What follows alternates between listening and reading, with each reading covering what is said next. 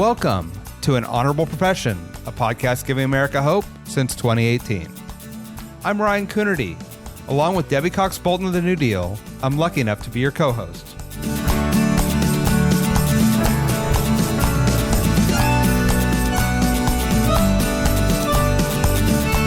An Honorable Profession is a New Deal Leaders podcast. The New Deal is an organization that supports the next generation of American leaders. From attorneys generals, to state senators, to mayors, to school board members, these are the people that are pushing policies and politics that will respond to climate change, rebuild our economy, address racial injustice, and restore our democracy. These are incredibly talented people who have dedicated themselves to public service when their country and their communities needed it the most. Check out newdealleaders.org to see what I'm talking about. 2024 looks to be the year of Michigan. It's a swing state with a narrow Democratic majority. The policies it pursues will be models for other states looking to shift to green energy, protect choice, increase jobs and wages, as well as protect democracy itself. The leader at the center of so many of these issues will be Michigan Senate Majority Leader Winnie Brinks. She's an unlikely politician. Raised on a dairy farm, she lost her dad when she was only 6 years old. She served her community professionally and as a volunteer, but never ran for office until she took on an incumbent who switched parties at the last moment. Since then, she's dedicated herself to shaping policy that provides a safety net for families and effective programs to serve communities. Enjoy. Michigan Senate Majority Leader Winnie Brinks, welcome to An Honorable Profession. It's great to join you. Thank you so much for having me. So I got to say, I was listening to this podcast and they had an influencer fashion person on talking about what's big in 2024. And sort of surprisingly to me, and I think to the host, she was like, Michigan. Michigan is where it's at in 2024. It just feels like a Michigan kind of year. And then it starts with a national championship, and you are ground zero for politics in this country. So how are things in Michigan this right now, as you are the place that 2024 will be defining? Yeah, we really felt like we were the place already in 2023, and we won the trifecta, and we just got to work immediately on a whole bunch of, pent up policy priorities that we hadn't been able to get to. So it's really fun that we're still in the spotlight, and we intend to make good use of that attention and make it worth watching. Let's talk about 2023 because, as you said, Michigan, you had the Democrats had control of both chambers and the governorship, and you really put that to use. Can you talk about some of the highlights of how you delivered for the folks in your state? Yeah, for sure.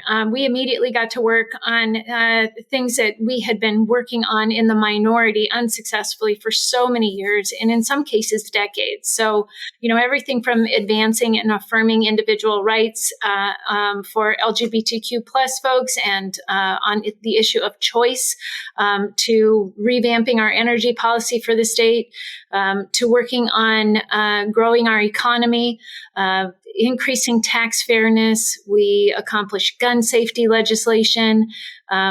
So we just got right to work immediately doing those things that we had been talking with our constituents, going door to door, hearing about repeatedly for so long. And as soon as we ungerrymandered Michigan, we had that opportunity with those majorities that we were able to get in that previous election. So we were very excited, wasted no time, and now we're getting even more stuff done this year.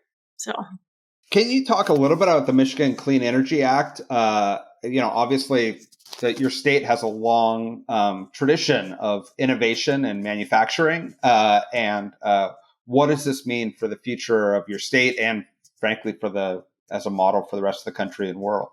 Yeah, we're really proud of the work that we did on the energy policy package that we passed late last year. It was a lot of work, but we spent tons and tons of hours working with stakeholders, working with other legislators, working with the governor's office and with the House to ensure that we could get really solid energy policy through. We set an ambitious goal of having 100% clean energy by 2040, and that's a pretty ambitious goal for any state. But that makes us a leader in the nation, as well as not just the Midwest, which is one of the measures that we often use. And to be able to do that with such slim majorities in the House and in the Senate as a purple state, we felt was quite an accomplishment. So we're really pleased about the direction we're moving, not just for our environment, but also for the health of people.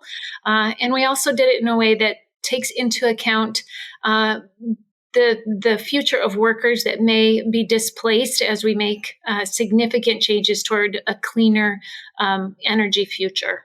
So, as you just mentioned, you had a slim majority in the last session.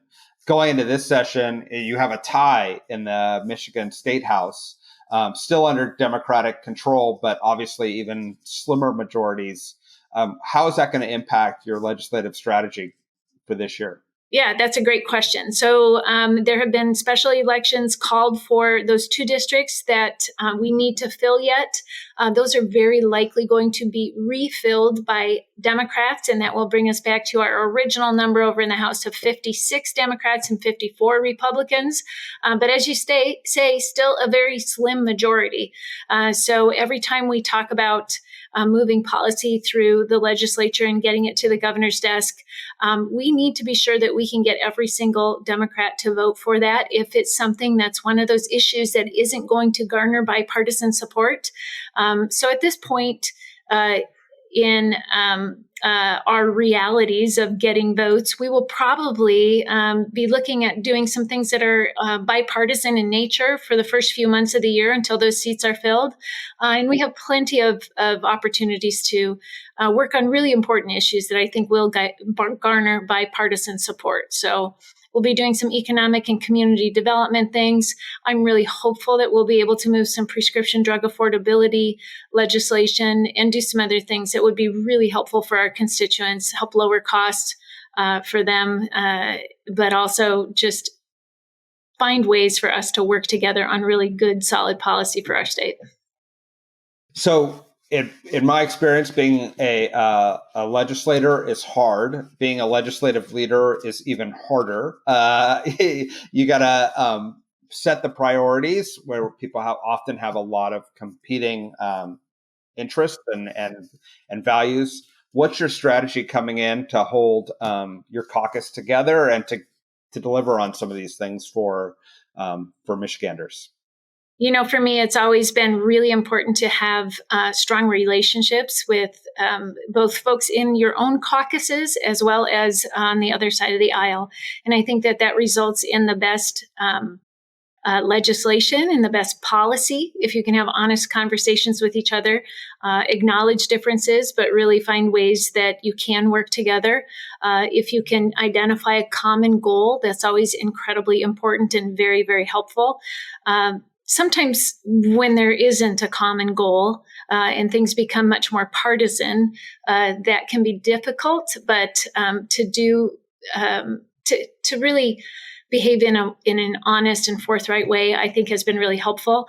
Occasionally, I've had to go over and say to my Republican counterpart, I know you're not going to like this, but we are willing to try and work with you throughout the process to make sure that you're well informed. And if there is something that you're asking of us to do, we'll consider it. And sometimes that's the best you can do. But I find that you get a much more respectful relationship between the parties if you do it that way.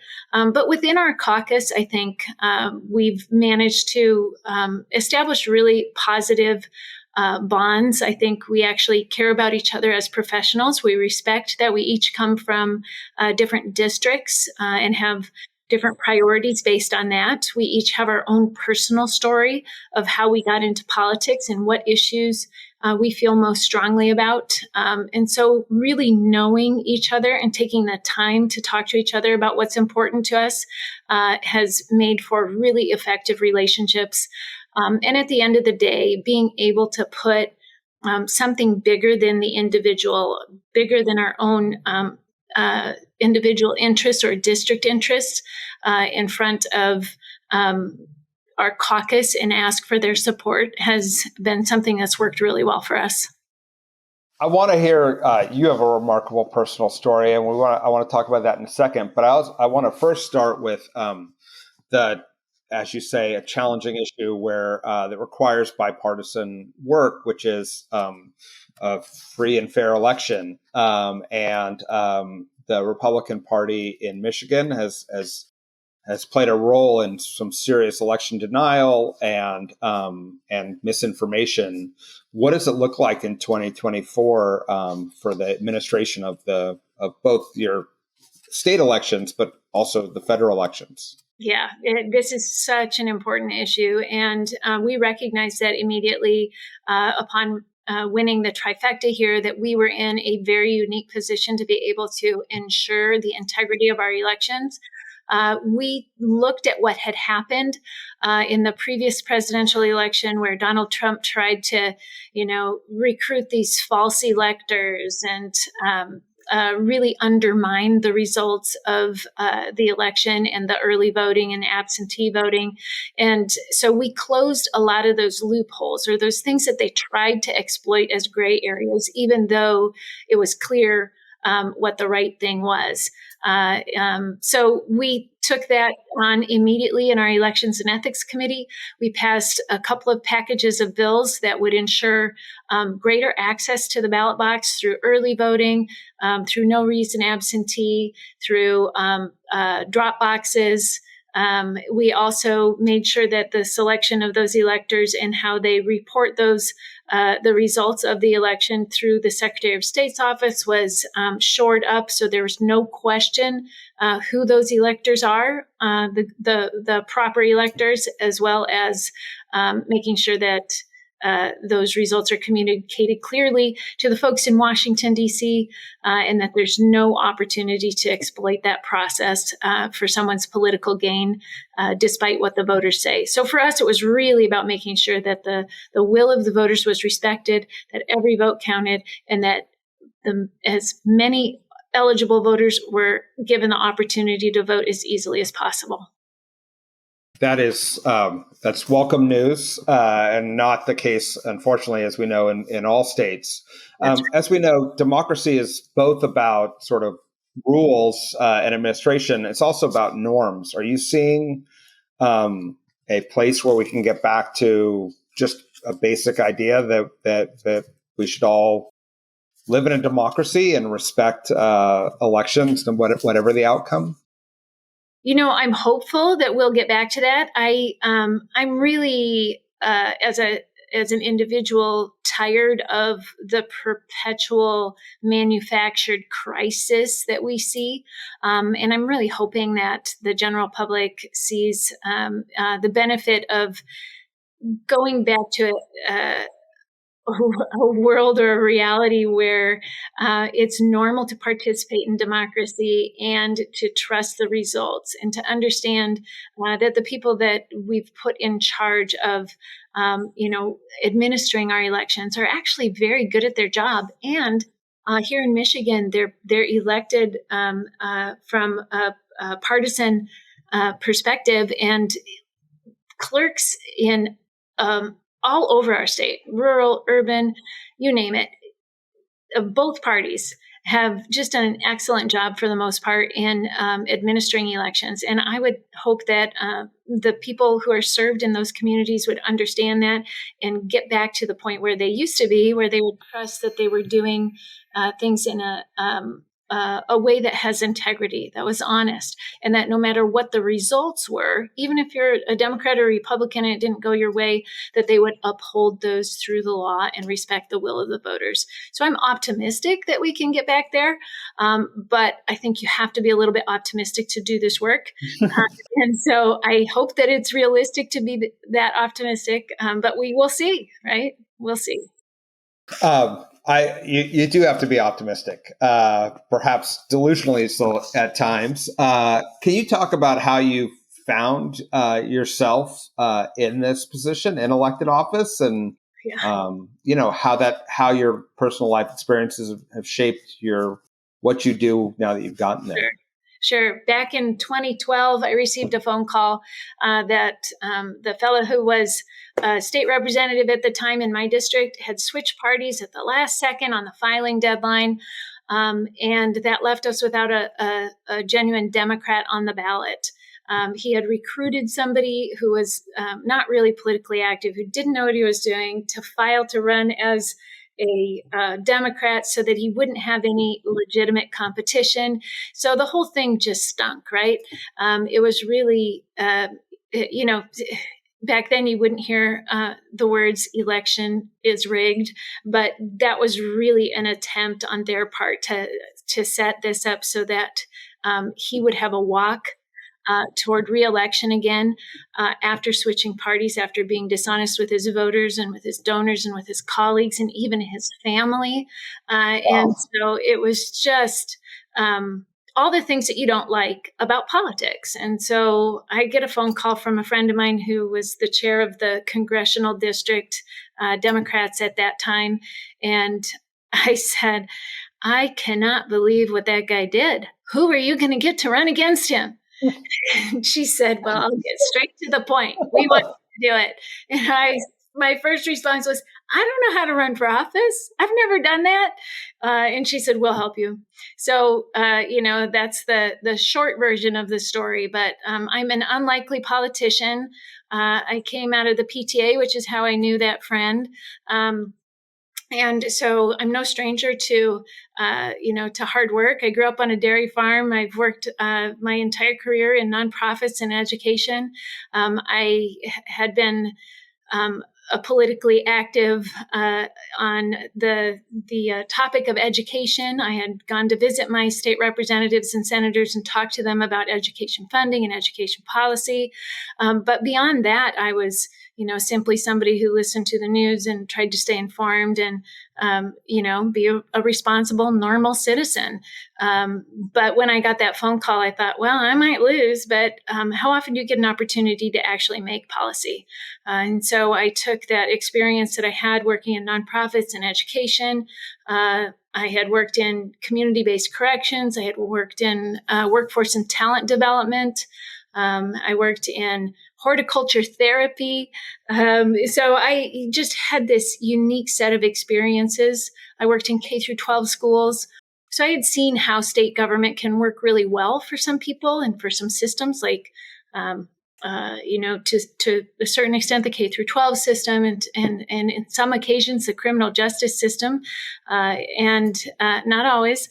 But I had seen how people can interact effectively with the system and it with them, in times when it just doesn't work very well at all. So I bring those experiences with me to the state capitol every day, and it's been an unlikely turn in my career, but one that I have just enjoyed an incredible amount. It's a ton of work, of course, but I'm here for it. And it's just a fantastic privilege to be able to contribute to my community in this way. So yeah, that's pretty exciting. Yeah, it is exciting. And when you read your biography, you do have this wide-ranging experience of really community-based service. I'm wondering, how do you translate what you've seen on the ground at a really personal level, right, in the classroom or community corrections, to big state policy, where it's often, you're making policy at 10,000 feet for the whole state? Yeah, that's really kind of the art of what we do. A lot of people will send us an email and say, why don't you just pass my suggested policy and it'll all work out? And it's never that simple, right? You always have to look at things through the perspective of what you've learned, managing those big systems, funding those systems, helping make sure that there's adequate people to operationalize the ideas that are in bills, making sure that you can pay for it on an ongoing basis. So all of that, is informed by my career, but it's also when you look at sort of the big broad strokes and the values that I bring to the job, I think it goes back to my childhood. I'm the child of immigrant parents. I grew up on a farm. I had the misfortune of having my father die when I was 6 years old. And so, and I also have a brother who is extremely disabled, so needed complete care. So here I had Republican-leaning parents who really worked incredibly hard, yet there were things outside their control that made it almost impossible to make ends meet and to really have a healthy, happy, normal family life and to survive economically. So for me, when I look back, I think about that basic safety net that we really needed with Social Security to help, my mom raise us 5 children until we got to be adults and could start supporting ourselves. That monthly amount of income that she got from the federal government was incredibly helpful. And without that, we may have lived in poverty. The support that my brother got for his entire life, medical care, supervision, all of that was incredibly important for the rest of us to be able to go off and pursue our careers, and for my mom to be able to run her business and to do something other than be taking care of him 100% of the time. So those are all part of how I formed what is the role of government in individuals' lives. And, I think most people would agree. We don't want government involved in every little aspect of our worlds, telling us what we can and cannot do. But we do want to know that when we work hard and do the best we can and do the right things for our kids, that there is a bit of a safety net there for those things that are beyond our control.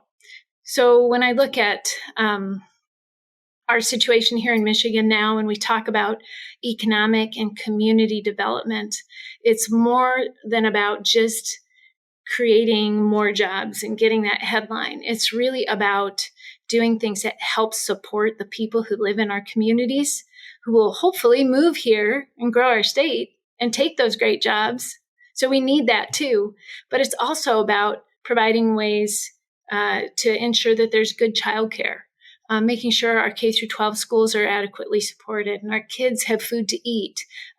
Breakfast and lunch at schools at no cost to families is a huge way to support them. We're having conversations about paid family leave right now. That would make a world of difference for people who are in the situation that my mom was in when I was a child. Affordable prescription drug medications. It's an incredibly important thing to almost every household. So all of those things really come together for me when I think about my entire history, from my childhood to my career to my work now in public policy. I'm so grateful you shared both your story and that vision of sort of the way that government can be that safety net, but then also provide opportunity in these small and big ways for people to overcome the challenges that are often too present in our lives. Yeah. When you ran for office, not having served in office before, but jumped in against an incumbent, how did you find the electoral process? How have you found it since? For all those who are sitting at home being like, well, I've never run for anything. I'm not sure I should. Yeah. Give us a little insight into the good and bad of that. Well, it's interesting. I'm not sure that everybody should run for office either. It is certainly an interesting line of work. I like to say there's no job quite like it. I don't know any other job where you really have to go out and just talk to people. Just talk to people about what's important to them. And it doesn't matter what it is. It could be anything. And you literally walk up to their front door, you knock on it, and you say, "How can I help?" And so, you have to have an appetite for that. And that's not something that everybody wants to do. You also have to be willing to really dig into things that you know very little about. And so you have to be willing to learn a lot. And I like to say it's never boring. There's always a new topic. But if you're not a curious person by nature, this might be a bit of a stretch for you. And the other thing I would say is that you should be an expert in something that you can bring to the table to benefit your colleagues, but you don't have to be an expert in everything. Nobody possibly can be. So that learning instinct is really important. Now I'm already forgetting the whole question that you asked, but I think, for me, going into politics was a way that I could take all of my experiences and the stories and anecdotes and the struggles that people had to the policymaking table and really see if my colleagues would listen to those experiences. And having the varied sort of experiences that I had in the human services field, I think is something that you don't often see in politics. It used to be you saw a lot of lawyers. We see fewer of those now, probably because the pay isn't great. But there's sort of what a lot of folks would consider the ideal resume for a politician with military service or business or you name it. And I didn't really check all of those boxes, but my voice wasn't present in important rooms. And so, for me now to be able to look back on the trajectory of my career and the ways that it prepared me for this work now is pretty incredible to me. So while I just said it's not for everyone, don't count yourself out if you don't look like the typical politician, because there's a lot of room for those diverse voices there. And that's proven out in the diversity of the caucus that we have now and all of the firsts that we've been able to achieve here in Michigan over the last year. Yeah, I mean, I agree. As you said, both when you bring those life experiences you've had to the table, but also, as you said, when the state funds these programs, whether it's K through 12 or community corrections or economic opportunity programs, like the execution of those programs on the ground is what's going to make the difference. And so when you can bring that experience into the policy world, that's invaluable, right? And so I'm glad that there are more people with your background entering government, and hopefully there will be more in the future. Wrapping up, I mean, I think Michigan will play a decisive role in who is elected president of the United States, and that could have consequences across not only our country, but in fact the whole world right now. Can you give all those listening a sense of where you think the politics are in your state right now and how things look? Sure. We moved our presidential primary up so it's earlier in the process. I know there's probably some listeners who aren't thrilled that we are jumping the line, so to speak, in their mind. But there are some really great reasons for making Michigan voices more prominent in how we pick, in particular, our president. I think we have a state that's a purple state. It's one of those states that's one of the states that determines who wins presidential elections. And so for us to be at the closer to the front of the line in terms of that conversation, I think is really going to be good for Michigan, but mostly good for our nation.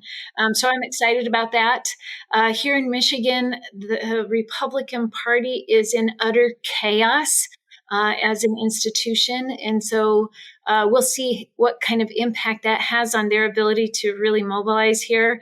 But the MAGA forces have really taken over the grassroots of the party as well as the leadership of their political apparatus. And so as much as that puts us at a political advantage, it's really kind of a sad day for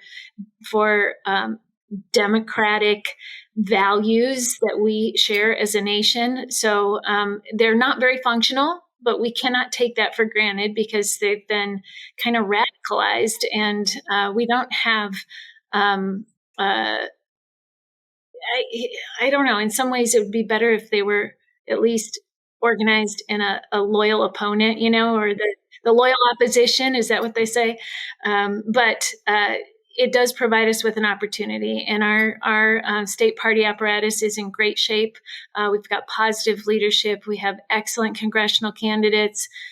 So that will help us this coming year. We've got a U.S. Senate race that's going to be key to the U.S. Senate balance of power. And so I think you'll see a lot of news coming out of Michigan. I think we have a lot of great things to run on from the Biden administration and those priorities that we've seen for the economy, for clean energy, and so many more things, as well as this incredible amount of policy we were able to get through the state legislature and signed by Governor Whitmer last year. So I think we're in a great position to make our case and to win next year. So I look forward to watching and making the news right here in Michigan.